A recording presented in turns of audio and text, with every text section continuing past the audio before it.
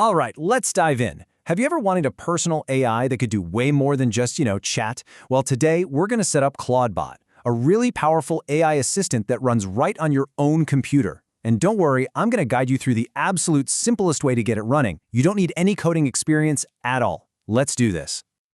I mean, just imagine it for a second. An AI that's actually useful. Not just a chatbot, but an agent. Something that can take real action in the world. And look, this isn't science fiction anymore. People are out there right now using these kinds of tools to build some pretty incredible things. I mean, think about the potential here. We're talking about being able to control your smart home, automatically finding the best price on something you want to buy, or even just scheduling recurring tasks like sending out a daily newsletter without you having to lift a finger. The possibilities are just huge, and you're about to get your hands on all of it.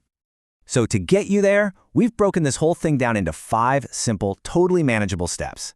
First, we'll get a handle on what Claudebot is, then we'll run a single command to install it, choose its brain, connect it to an app you probably already use, and then, the best part, we'll have our very first conversation with it. Okay, so first things first, what exactly is this Claudebot thing we're about to install? Let's quickly break down what it does and why it's a little different. The easiest way to think about Claudebot is as the central brain. It's an agentic system, which is really just a fancy way of saying it can do stuff for you. You connect this brain to a channel, an app like Telegram, which basically acts as the remote control for your AI. And because it runs on your own machine, it's private and can eventually access your local files, which makes it way more powerful than just a simple web chatbot. All right, next up is the part that might seem a little intimidating, the installation. But I promise you, it all comes down to a single command. Let's just tackle it right now. This single line of code right here is all it takes. You can find it right on the Claudebot website. When you run this, it kicks off the entire automatic installation process. That's it. So how do you actually use it? It's literally 3 simple actions. First, open the Terminal app on your computer. It's a program that's already built in, and it just lets you give direct text commands to your machine.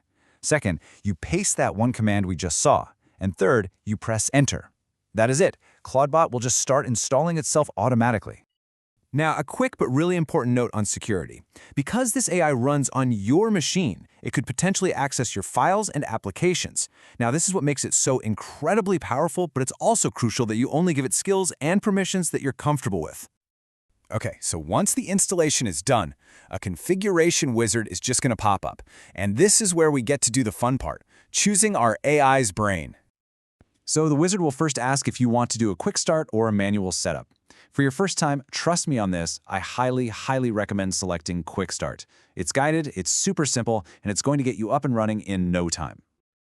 Next up, you'll choose the engine for your AI's brain, its large language model, or LLM.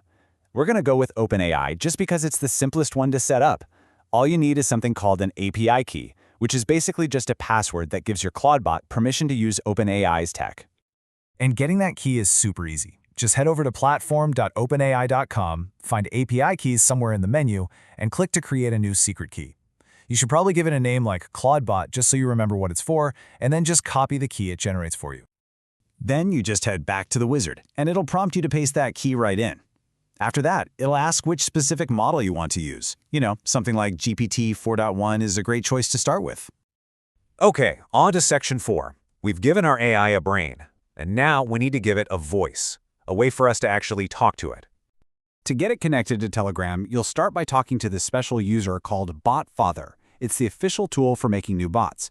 Just start a chat with it, type /newbot, and follow the instructions to name your bot. At the very end, it's going to give you a special access token. And you'll take that token from BotFather and paste it right back into the Claudebot setup wizard when it asks for it. See? We're almost there. Now for the final, and this is a crucial security step. You need to tell Claudebot that only your Telegram account is allowed to give it commands. This is called whitelisting, and it just makes sure that no one else can access your personal AI. And that brings us to the final section, the moment we've been waiting for, your first conversation. It's time to bring our new AI to life.